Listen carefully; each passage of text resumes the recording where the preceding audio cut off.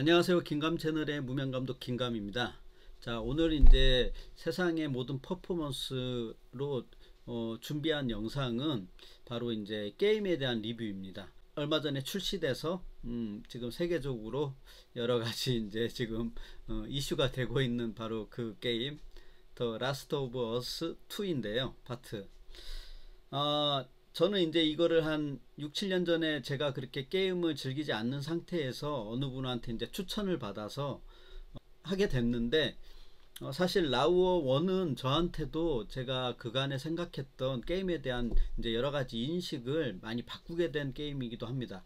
워낙에 지금 뭐 거의 마스터피스급으로 꼽힐 정도로 많은 분들이 사랑하시는 게임이지만은 뭐 저 같은 경우에는 그 요소 중에서도 역시 이제 스토리텔링, 그 라우어 자체가 스토리텔링에 의해서 진행이 되는 게임이기 때문에 그 스토리텔링에 대해서 굉장히 이제 많은 관심이 있었고, 영화 못지않은 어떤 잘 짜여진 시나리오와 캐릭터, 그런 것들이 이제 이렇게 잘 섞인 아주 훌륭한 작품이었기 때문에 그 게임을 보고 오히려 시나리오를 쓰는 저 같은 경우에도 많이 이제 자극을 받았고요. 그 뒤에 이런 뭐 간간히 게임에 대한 그런 이제 좀 지속적으로 그래도 관심을 갖게 되게 한 원인이기도 했습니다. 자, 그런데 이제 라우어 원편을 이렇게 뭐 말씀드릴 필요도 없이 라우어 2가 이제 드디어 한 7년여 만에 나왔는데 엄청나게 지금 많은 논란이 되고 있죠. 특히 이제 뭐 그 닐 드럭만이라는 이제 개발자가 이제 이번에도 당연히 그 게임을 이제 개발하면서 뭐 출시 전에 뭐 했던 뭐 그런 언행들이나 뭐 그리고 이제 뭐 게임 자체 내 뭐 PC적인 그런 요소 때문에 좀 많은 논란이 있었는데, 사실 저같이 이제 그런 막 게임 외적으로 그런 거에 관심이 없는 사람은 사실 이제 그냥 라우어 2가 과연 어떤 스토리로, 그리고 또 이번에는 어떤 새로운 캐릭터들이 나오고 어떤 메시지를 전달해 줄까, 그런 것들에 관심을 가지기 때문에 사실 그런 것들은 별 그렇게 크게 영향을 못 받았습니다. 하지만 이제 제가 한 몇 주 전에 이제 라우어 2를 구입을 하고 이제 조금 시간이 나서 한 며칠 전부터 게임을 했었고, 그 다음에 이제 드디어 이제 엊그제 그 엔딩을 보았는데요. 그 안에 이제 여러 많은 그런 리뷰어 분들이나 그런 영상 같은 걸 가급적 저는 이제 보고 싶지 않았어요. 당연한 얘기지만 이제 스포일러를 당할까봐죠. 근데 이제 지금 이 영상을 보시는 분은 그런 스포일러성을 원하지 않으시면은 이 영상을 보지 않으시길 당부드립니다. 일단 이제 제가 오늘 지금 얘기할 거는 왜 이번에 라우어 2가 이렇게 많은 분들한테, 특히 그런 이제 스토리적인 그쪽에 대해서 그렇게 많이 까이고 재미가 없다, 그런 문제가 아니라 불쾌함을 느낀 유저분들이 너무나도 많고 너무나도 실망하신 분들이 많은 이 상황이 어떤 원인일까. 사실 이제 그거는 게임 아까 말씀드린 여러 가지 요소가 있겠죠. 하지만 저는 그냥 제가 아는 범위 내에서, 제가 그렇게 뭐 대단한 헤비 게임 유저도 아니기 때문에 조심스럽게 이 게임의 스토리텔링적인 문제점, 지금의 이제 이 수많은 전 세계 팬들이 지금 분노를 하고 있는지에 대해서 한번 간단히 얘기해 보고자 합니다. 자, 우선 이제 제가 이 말씀을 드리기 전에 제가 아무래도 하는 일이 영화 쪽 일이기 때문에 결국에 아까 말씀드린 이 스토리텔링성 게임에 대한 것과 영화의 차이를 좀 이렇게 설명을 하고 넘어가야 될 것 같은데요. 우선 이제 이게 같은 스토리 라인을 따라서 가는, 어떻게 보면 영화나 게임도 마찬가지로 그런 스토리를 따라가고, 그리고 이제 마지막에 결국에 이제 그거는 그 영화를 쓴 작가나 감독에 의해서 쓰여진 그 스토리를 관객들이 따라가는 거죠. 관객들이 선택할 수 있는 여지는 적을 수밖에 없습니다. 가장 중요한 거는 그 작품을 통해서 감독이나 작가가 주려고 하는 메시지는 무엇인가. 반강제적은 아니지만 이미 작품의 완결성에서는 그런 것들을 이미 다 정해진 상태에서 따라갈 수밖에 없는 게 관객의 운명이기 때문이죠. 그 이제 대부분의 그렇게 쓰여진 옛날에 뭐 소설이라든가 모든 예술 매체들은 마찬가지였습니다. 그렇지만 지금 이제 어떻게 보면은 시대가 바뀌면서 그런 그 영화에서도 일종의 뭐 인터랙티브 방식이라고 해서 뭐 결말을 마치 게임 하듯이 뭐 선택지 A, B 뭐 이런 거 많이 옛날에 보셨죠? 그럼으로써 이제 마지막에 얻는 메시지가 조금씩 다른 그런 것도 있긴 했지만은 사실은 이제 영화에서는 한 가지의 메시지로 결론에 다다르는 경우가 많습니다. 그러다 보니까 관객은 가끔은 이제 그 영화 주인공에게 이입이 되긴 하는 것이 굉장히 중요하고 그런 부분이긴 하지만 어찌됐건 약간 관찰자적 시점에서 바라본다는 게 맞는 것 같습니다. 자, 그렇다면 이런 라우어 같은 스토리텔링 작품들은 게임으로서 뭐가 다를까요? 영화와는 달리 게임은 어떤 캐릭터를 자기가 선택을 해가지고 이제 게임을 진행을 해갈 수 있습니다. 물론 여타의 다른 게임에 비해서 이런 스토리텔링성 게임은 그 내에서 모든 너무나 많은 캐릭터들을 다 선택해가지고 게임을 그 이끌어갈 수는 없기 때문에 그 내에서 이제 주인공급에 해당되는 한두 명의 인물을 선택을 해가지고 게임을 하게 되는데요. 그래도 여기서 다른 점은 이미 결말 메시지 쪽은 정해놓고 그 중간에 이제 등장인물이 어떤 선택을 하면서 그 게임을 끌어간다고는 하지만은 영화와 마찬가지로 결론을 정해놓고 하는 거기 때문에 크게 다르진 않습니다. 그런데 이제 문제는 어디에서 이제 다른 점이 생기냐, 영화와 게임이.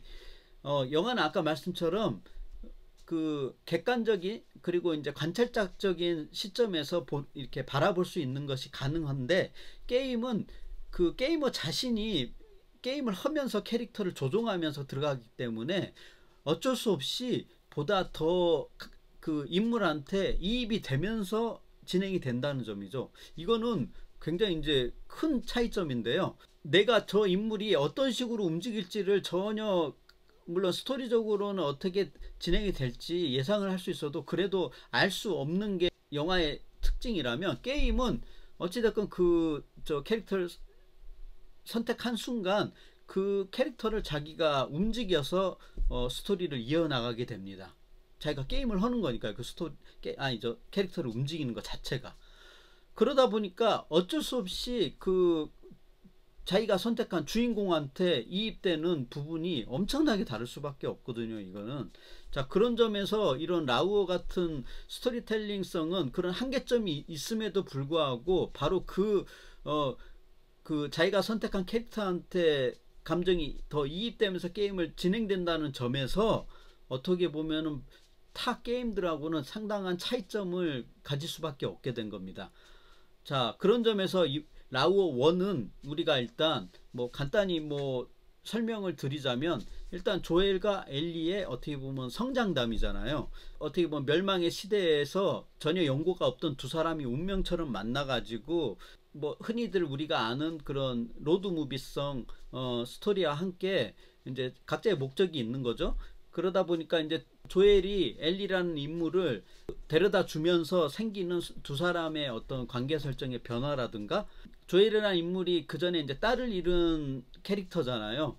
바로 이제 초반에. 나중에 엘리라는 인물이 나왔을 때 그렇게 격렬하게 대립하지만 어느새 이제 이 두 사람이 같은 여정을 겪으면서 서로 조금씩 친해지고 서로 조금씩 이해하고, 그런 것들을 통해서 이제 게이머들은 더더욱 이제 이 조엘이라는 캐릭터와 엘리라는 캐릭터한테 이입이 될 수밖에 없습니다. 그래서 마지막에 저희가 많이 기억하는, 저도 이제 참 정말 좋은 엔딩이었다고 생각을 하는데요. 마지막에 파이어플라이라는 엘리라는 인류의 희망을 인체 실험을 해가지고 뭐 백신을 얻겠다는 그 조직한테 데려다 주는 게 조엘의 임무임에도 불구하고 결국에 조엘이 어느새 딸같이 느껴져 버린 엘리를 살리기 위해서 자기한테는 일종의 보스인 거죠. 일을 시킨 그 조직을 배신 아닌 배신을 하고 엘리를 구하게 되거든요. 나중에 충격을 받은 엘리한테 엘리의 여러 가지 이제 그 상황에 대한 질문에 어떻게 보면 조엘은 어둠으로써 이 엘리를 어떻게 보면 상처받지 않기 위한 그런 선의의 화이트 라이를 하게 됩니다. 선의의 거짓말이죠. 그러면서 마지막에 결국에 엘리가 아는지 모르는지 모르는 그런 의미심장한 대답, 뭐 오케이 알겠어요, 이 대사 하나로 라우어 1이 끝나게 되거든요. 그 조엘이란 캐릭터에 대한 어떤 감정이입이 굉장히 크게 된 상태에서 그 엔딩을 맞이해야 하기 때문에 일반 다른 게임을 했을 때 그 인물에 대한 어떤 애정이 남아 있을 수밖에 없습니다. 사실 그런 부분이 이 라우어의 굉장한 그 성공의 요인이었고 2를 기다리게 만드는 또 그런 부분이었죠.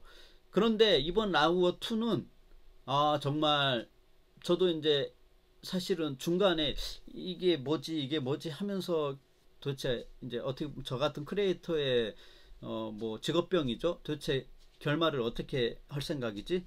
그 생각을 하고 이제 끝까지 보게 되었는데 사실 영화에서도 맛보기 힘든 어떤 그런 실망감을 안겨주고 끝나버렸고요.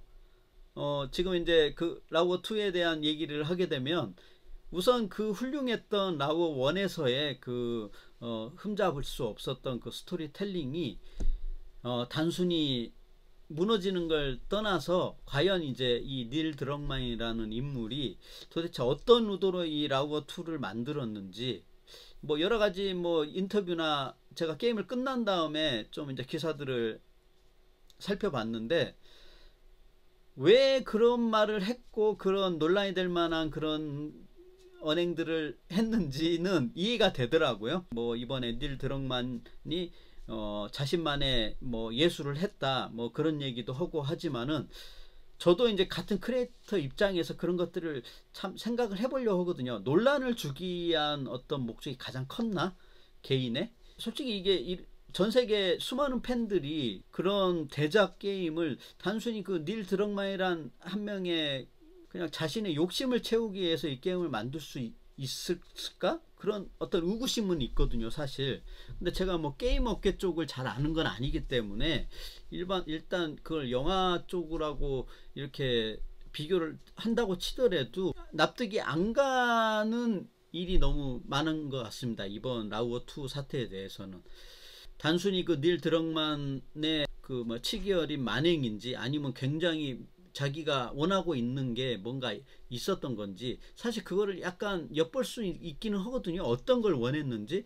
근데 단언컨대 다른 사람의 작품을 어쩌다 저쩌다 하는 걸 조심해야 합니다. 저도 사실은 제 첫 영화로 그 유명한 박평식 평론가님한테 그야말로 진짜 처참한 평을 받은 적도 있기 때문에 그런 마음이 어떤 건지 알거든요. 아무리 이제 어떤 의미에서 그분들이 영화를 이제 그렇게 평했는지 뭐 어느 정도는 이해는 하지만 그래도 그게 기분이 좋을 수는 없거든요.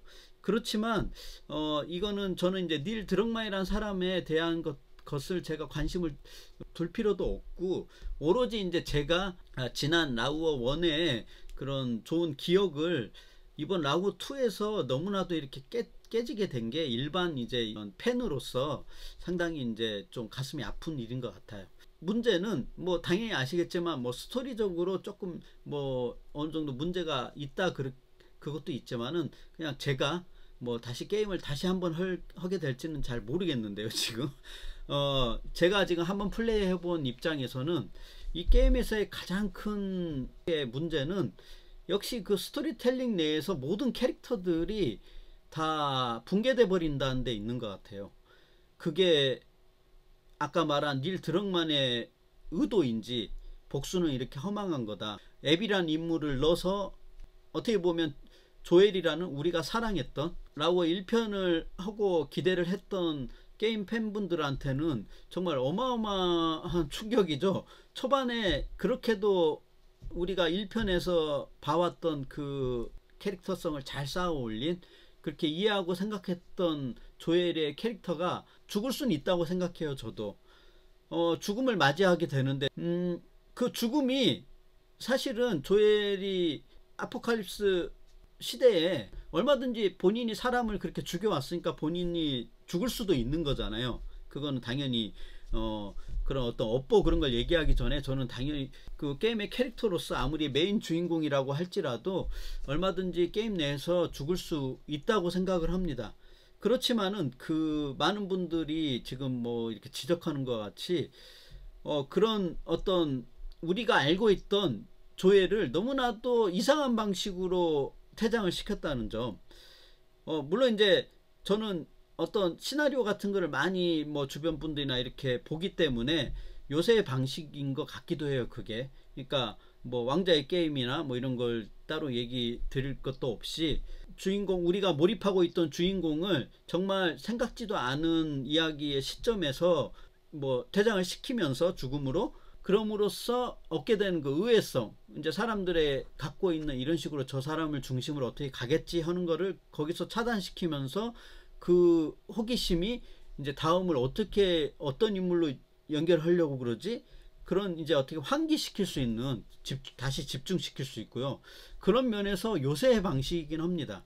그래서 저도 게임 초반에는 조엘이라는 캐릭터가 그렇게 진짜 죽는 걸 봤을 때는 좀 뭐랄까 당황도 되면서 이럴 수도 있겠다. 근데 뭔가 이거에 대한 대비책이라고까지는 아니지만 그래도 그런 게 있겠지 하면서 다시 기대를 하면서 봤는데, 그 이후에 엘리의 어떤 이제 복수극이 진행이 되겠죠. 조엘이 죽음으로써. 근데 그 복수극으로서의 엘리의 캐릭터도 도저히 이해를 못하는 행동들의 연속이 돼버렸고, 무엇보다 이제 중간에 그런 식으로 초반에 조엘이 죽음으로써 그 조엘을 죽였던 에비의 시점으로 게임이 전환되거든요. 근데 그 전환되는 시점도 너무나도 그 좀 솔직히 이해 안 되는 시점에 되기도 하고요. 또 에비란 인물을, 그러니까 조엘에 대한 어떤 그런 죽음에 대한 그런 충격이 가시기 전에 갑자기 아무 정보도 없었던 그, 물론 이제 앱이라는 인물이 왜 조엘을 죽였을까 한 거에 대한 당연한 그 궁금증은 있었죠. 하지만 굳이 거기서 이 새로운 캐릭터였던, 아직 그리고 어떤 그 조엘을 그렇게 처참하게 죽인 것밖에 이미지로 남아있지 않은 앱이라는 캐릭터로 게임을 하면서 억지로 이제 그 앱이가 왜 조엘을 죽이게 됐고, 그런 거를 이제 보여주기 위한, 어떻게 보면 다른 그 당위성을, 캐릭터의 당위성을 주어주기 위한 방식을 택해서 갑자기 에비를 이제 중심으로 플레이를 하게 되는데요. 솔직히 그게 대부분의 유저들한테 아까 말씀드린 것처럼 영화하고 다르기 때문에 완전히 억지로 갑자기 원수라고 생각할 것 같은 인물 시점으로 게임을 해야 되거든요. 그것도 상당히 긴 시간 동안, 엘리도 아니고. 그러니까 이게 너무나도 이제 어떻게 보면은 어쩔 수 없이 따라야 되는 거기 때문에, 게임으로서. 근데 이제 영화 같은 거면 그냥 이렇게 쳐다보면 되겠죠. 아까 말처럼. 아니면 뭐 눈을 질끈 갖고 너 나오는 데는 안 보고 싶어 이럴 수 있는데, 게임이란 건 자기가 게이머가 진행을 시켜야지만 진행이 되기 때문에, 말씀처럼 어쩔 수 없이 하기 싫은 에비를 캐릭터를 삼아서 게임을 해야 됩니다. 그러니까 약간 강제성이 있어 버리는 거죠. 그러니까 닐 드럭만이 이 에비라는 인물한테 이입을 시키기 위해서 억지로 시키는 거예요. 그러니까 이거는 굉장히 어떻게 보면 좀 흔히들 말하는 것처럼 과학적인 부분이죠. 최소한 그런 거를 선택하게 해주려고 그러면은 차라리 어떤 그 굳이 게임을 안 하게 하더라도 다른 방식으로 이 앱이라는 인물을 잠깐 보여주고 하면은 그나마 그래도 이런 뭐가 있었구나 그러겠는데, 이건 그게 아니라 어찌됐건 그 앱이로서 플래시백이나 마찬가지인데, 플래시백으로 돌아가서 에비가 왜 그렇게 조이를 잔인하게 죽어있냐에 대한 그거를 게이머가 직접 하면서 느껴야 됩니다. 근데 이제 문제는 그렇게 함으로써 이 에비에 대한, 캐릭터에 대한 이렇게 동의를 얻어야 되는데, 이 인물에 대해서 이입이 돼야 되는데, 문제는 전혀 그런 것들이 생기지 않게 지금 이게 진행이 되고 있다는 거죠. 거기다가 이제 우리의 지금 이제 어떻게 보면 메인 주인공이 될 수밖에 없는 조엘이 죽은 다음에 엘리의 게임 상황도 너무나도 이상합니다. 물론 이제 엘리가 성장을 했으니까 어떤 사춘기라든가 그런 걸 지나고 이제 뭔가 사랑을 해야 되는 나이고, 그리고 이제 아까 초반에 말씀드렸던 스토리텔러도 분명히 이제 그런 점을 위해서 이 엘리의 그런 캐릭터를 이용하려고 했던 것 같아요. 사용하려고. 그래서 어떤 그런 PC적인 정치적 올바름적인 그런 요소들을 엘리를 통해서 보여주겠다. 그래서 엘리가 뭐 동성애적인 사랑을 하고 뭐 그런 것들에 대한 편견이 될 수도 있는 부분을 그런 걸 통해서 이제 보여주겠다. 근데 문제는 이것도 굉장히 주입식으로 억지로 강요하는 느낌이에요. 이렇게 생각해야 올바르다. 근데 저희들이 관심 있는 건 지금 그 시점에서 엘리의 그런 PC적인 올바름이 아니거든요. 저희가 관심 있는 건, 자, 그럼 이제 어떻게 엘리가 조엘에 복수를 할 것이며, 그 복수를 하는 과정에서 어떤 식으로 엘리가 성장할 거고, 그런 것들이 더 궁금한데, 이거는 애비 쪽으로 플레이를 시켜갖고 애비한테 감정을 이입시키라고 억지로 그렇게 한 다음에 딸랑 엘리로 넘어와서는 그 바로 엘리를 통해서 그런 어떤 정치적 메시지죠. 그런 것들을 억지로 스토리적으로 막 캐릭터를 통해서 그걸 주입을 시키게 됩니다. 그러니까 이제 그렇지 않아도 애비 때문에 이입이 되지 않았던 게이머들은 엘리 쪽 보면서도 짜증이 나는 상황이 돼버리는 거예요. 거기다가 설마 했던 이제 마지막 쪽에 엔딩 쪽을 보면은 그야말로 이제 이게 뭐지? 그러니까 물론 이제 닐 드럭만이 얘기하고자 하는 메시지는 알죠. 애비를 통해서나 엘리를 통해서나 그런 복수에 대한 공허함이나 그리고 이제 사실은 이제 엘리를 통해서 그걸 보여주려고 했겠죠.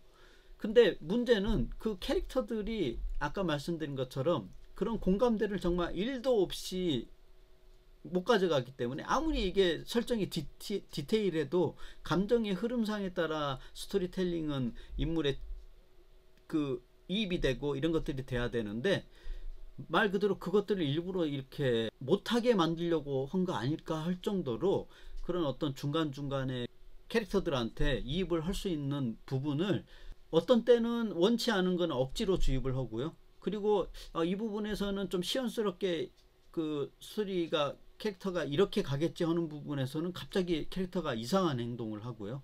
이렇게 되니까 이게 어떻게 보더라도 마지막 엔딩을 봤을 때 어떤 그 메시지에 동감한다기보다는 그저 말 그대로 허탈해 버리는 거죠. 이게 뭐지? 도대체 뭘 얘기하고 싶은 거지? 아까 말한 것처럼 주인공을 플레이함으로써 훨씬 감정이입이 쉽게 되기 때문에 넘어갈 수 있는 부분인데, 이번에 라우어 2에서는 마지막에 그 엘리의 상처뿐인 그 부분에 대한 안쓰러움으로써 그런 복수의 허무함이라든가 이런 걸 느끼기도 전에 그냥 이거 뭐지 정말 캐릭터의 행동이 최소한에 이해를 하면서 이렇게 넘어가야 되는데, 약간 캐릭터가 오버된 행동을 하거나 좀 말이 안 되는 짓을 하더라도요. 근데 이제 전혀 그런 것들을 줄 수 있는 부분이 이번 라우어 2는 없었던 것 같습니다. 저는 일부러 이렇게 만들기도 쉽지가 않은 것 같아요. 그러니까 뭔가 전체적으로 보면 뭔가 대단히 심오한 걸 본 것 같은데, 어떤 예술 영화처럼. 그런데 문제는 그 심오함을 흔히 이제 어떤 작가주의적 감독들이 뭐 그런 걸 하는데 억지로 막 심어갖고 이런 거야. 이걸 못 알아보면 너희들은 다 미개한 거야. 이런 어떤 그런 태도가 보여버려요. 게임에서. 어떻게 보면 영화보다도 훨씬 상업적이고 그런 부분이 큰 게임에서 이렇다는 거는 제가 이게 만약에 그냥 2가 아니라 1이었다. 그러면 뭐 그 만든 사람들의 치기에 따라서 그럴 수도 있겠다. 아니면 그게 목적이었나 보다 게임에. 그렇게 생각할 수 있을 것 같은데 정말 제가 해본 몇 안 되는, 그리고 제 기억 속에 남아있는 그 라우어 1편의 탄탄한 스토리와 메시지가 이번 2에서는 오히려 어떤 그래픽적인 요소나 뭐 이런 부분은 당연히 발전을 했겠죠. 그렇지만 그런 부분은 사실은 게임을 하다 보면 잠깐 동안의 감탄일 뿐이지, 사실은 아까 말씀드린 것처럼 이런 스토리텔링 게임에서는 그게 크게 중요하지 않거든요. 사실 저희가 영화를 볼 때 뭐 요새 4K니 8K니 그런 얘기를 하지만 결국에 그 영화의 스토리에 흠뻑 빠져서 이렇게 들어갈 수 있느냐가 중요하지, 그 화질이 8K다 4K가 중요하다고 보는 분들이 있을 수는 있겠죠. 하지만 대부분의 나중에 영화에 대한 평가는 그런 부분이 아니죠. 그렇다는 점을 봤을 때 이번 라우어 2는 어쩔 수 없이 이게 라우어 1을 했던 유저분들한테는 저와 마찬가지로 당연히 이거는 어떤 얘기가 나와도 이상하지 않은, 지금 마무리를 하자면, 자, 이번 라우어 2에 뭐 다른 아까 말씀드린 게임의 다른 외적인 부분은 저는 이제 사실 별로 관심이 없고요. 그냥 저는 도대체 왜 스토리텔링이나 캐릭터 구성이나 그리고 그 안에 있었던 그 무수한 오히려 가능성이 많았던 스토리였던 것 같은데, 그런 것들을 왜 이렇게 사람들한테 과학적으로 인물들을 전달하고 그렇게 하는데 이렇게 매진을 했을까. 일단은 그거는 라우어 2를 만든 닐 드럭만이라는 사람한테 들어봐야겠죠. 게임이건 영화건 이렇게 스토리텔링이 붕괴됨으로써, 그리고 캐릭터가 붕괴됨으로써, 그리고 최악인 거는 그런 주인공 인물들한테 관객들을 억지로 주입시킴으로써 얻게 된, 어떻게 보면 굉장히 기분 나쁜 경험, 게임을 끝까지 한 사람 입장에서는 불쾌한 기분, 다른 게임에서는 맛보기 힘들기 때문에 어떤 의미로는 이게 참 대단한 게임인 것 같기도 합니다. 저는 모든 문화 엔터테인먼트가 기본적으로는 사람들을 즐겁게 해주는 데 있다고 생각하지만 또 이런 것도 존재하니까요. 근데 사실은 이번 방식은 너무나도 느닷없고 사실은 의외였기 때문에 그렇게 막 기분 좋게 이걸 받아들일 수는 없을 것 같아요. 왜냐, 저도 마찬가지로 조엘이라는 인물한테 어떤 애정을 갖고 있었거든요. 뭐 이건 비단 저도 아이를 가진 아빠여서가 아니라 사실은 그만큼 조엘이라는 캐릭터는 공감을 얻을 만한 캐릭터였거든요.